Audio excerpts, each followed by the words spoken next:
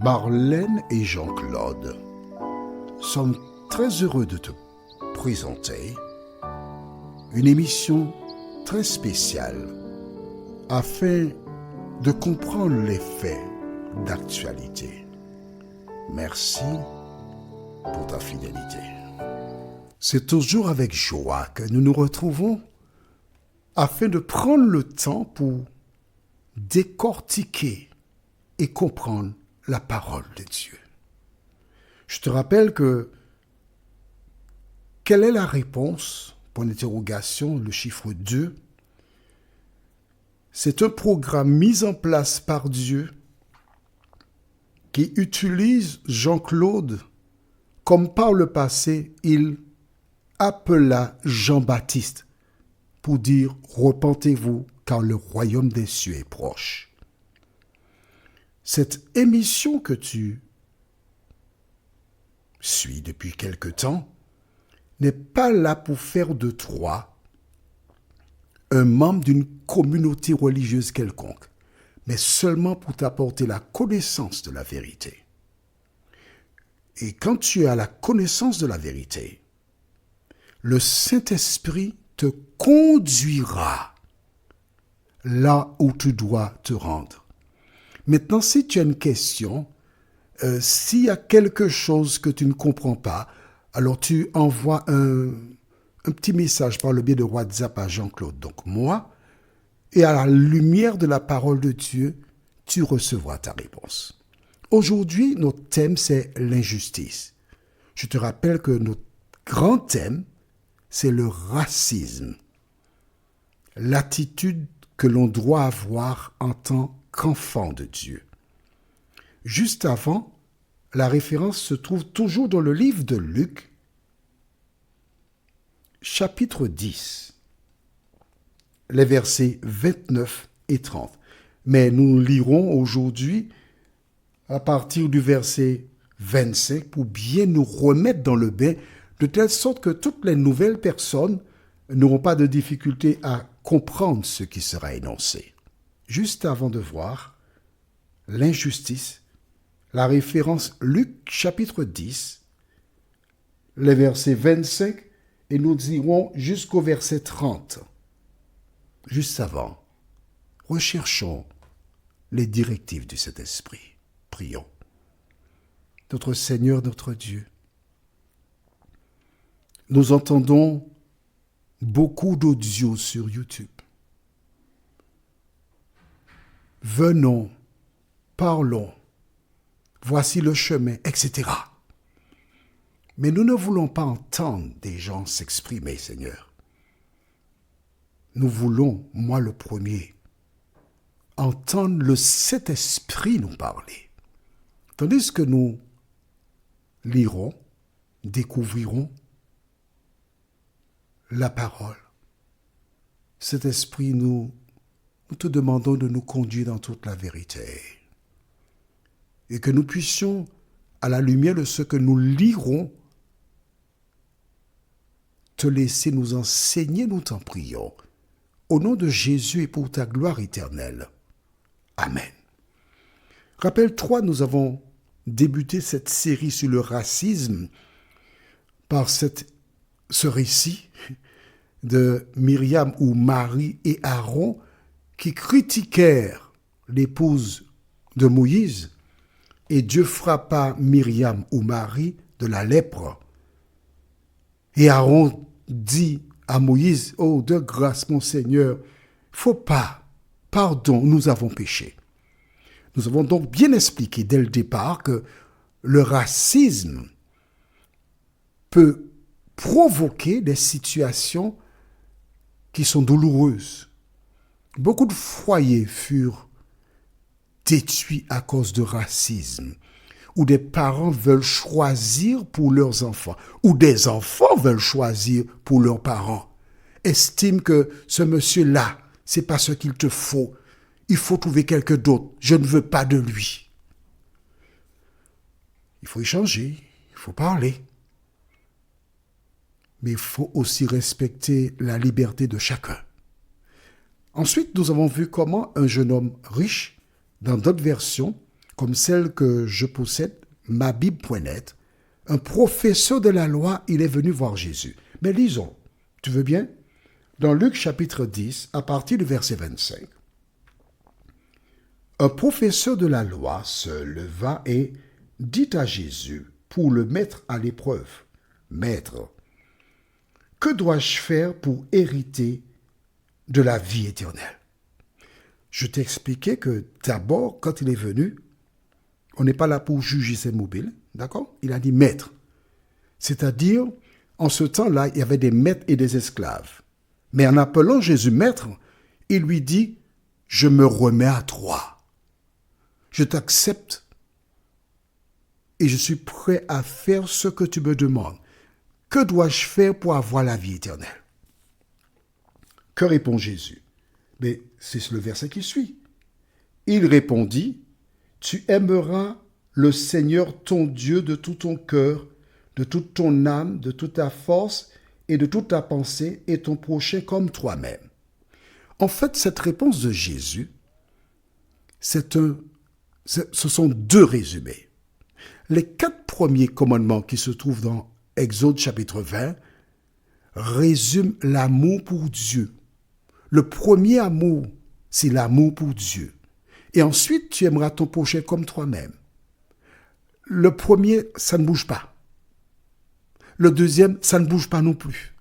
Parce qu'en fait, quand tu regardes le deuxième résumé, il commence par « Honore ton père et ta mère ». Quel que soit le pays, les hommes doivent honorer leur maman et leur papa parce que ce sont eux que Dieu a utilisés pour qu'ils viennent au monde. Ça ne peut pas changer. Tu es d'accord avec moi?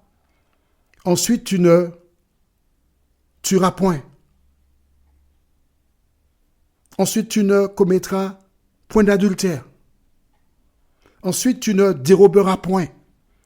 Ensuite, tu ne porteras point de faux témoignages. Ensuite, tu ne convoiteras point. Dis-moi, est-ce que ces commandements-là sont encore d'actualité? Mais oui. Est-ce que tu accepterais que quelqu'un vienne convoiter ta voiture et la voler? Non. Est-ce que tu accepterais que quelqu'un vienne mentir sur toi? Non. Est-ce que tu accepterais que l'on vienne dérober ton bien? Non. Est-ce que tu accepterais que l'on parte avec ta femme ou avec ton mari? Encore plus mal. Alors, est-ce que tu accepterais qu'on vienne te tuer comme ça? Non. Donc, tu vois que ce sont des commandements qui sont toujours d'actualité. Et Jésus lui dit, observe les commandements. Et que répond cet homme? Nous lisons la suite. Même page.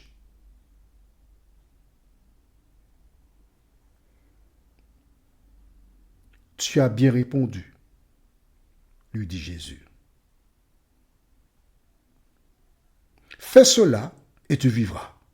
Mais lui, voulant se justifier, dit à Jésus, et qui est mon prochain? Qui est mon prochain? Nous lisons maintenant le verset 30. Jésus reprit la parole et dit, un homme descendait de Jérusalem à Jéricho. Il tomba entre les mains de brigands qui le dépouillèrent, le rouèrent de coups et s'en allèrent en le laissant à moitié mort. On s'arrête ici. Que se passe-t-il? Un homme qui circulait a été attaqué par des brigands qui l'ont battu et l'ont laissé à moitié mort. Et là, je fais allusion à cet homme. Un homme qui, à la Martinique, à l'occasion de la grève contre la vie chère, qui a ouvert une petite officine, une pharmacie. Il s'est endetté, il possède le diplôme. Et malheureusement, des gens sont venus, ils ont brûlé la pharmacie, en sorte qu'il se retrouve dans une situation particulière. Je prends cet exemple. Et l'homme est en difficulté. Comment peut-il s'en sortir. Il se trouve seul face à une situation déplorable. Alors certains diront, il n'avait qu'à s'assurer. D'accord. Mais même quand tu es assuré, tu ne reçois pas le montant qui a été dégradé, abîmé. Et là, Jésus pose une question à toi qui m'écoutes. Autour de toi, il y a des personnes qui passent par des moments difficiles. Alors, celles et ceux qui sont habitués à la lecture de la Bible savent que cela s'appelle l'histoire du bon Samaritain. Mais oublie l'histoire que tu connais. Je te la présente sous un autre angle et prends le temps pour marcher avec moi. Dans ce cas précis de la Bible, l'homme a été battu. Mais lorsqu'une personne qui fait partie de ta communauté ou qui n'est pas membre de ta communauté a été attaquée par le diable et qu'elle est, entre guillemets, à moitié morte, mort ou morte, c'est comme tu veux, d'accord. Comment agis-tu? Vas-tu vers cette personne pour lui tendre la main pour se relever? Ou diras-tu, ah, elle n'avait qu'à ne pas se trouver là, elle n'avait qu'à ne pas agir de la sorte. Comment agir à l'endroit d'une personne qui a eu un accident? Prions. Notre Seigneur et notre Dieu, il nous arrive de lire la Bible et de connaître certains récits par cœur. Mais malheureusement, face à certaines situations, nous sommes comme ces spectateurs silencieux qui regardent et qui n'osent lever le doigt pour aider celles et ceux qui sont en difficulté. Seigneur, merci de nous interpeller. Merci de nous rappeler que ce récit que Jésus raconte est chargé d'enseignements et que nous devons retenir l'essentiel. Fais du bien comme toi seul peux le faire. Nous t'avons prié au nom de Jésus pour ta gloire éternelle. Amen.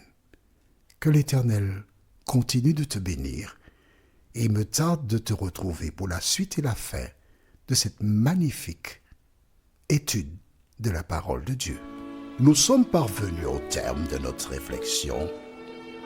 Si d'aventure tu as une question, il te suffit d'envoyer un message par le biais de WhatsApp au numéro suivant, plus 596 696 88 93 93. Et alors Jean-Claude, moi, je me ferai un réel plaisir de répondre à ta question.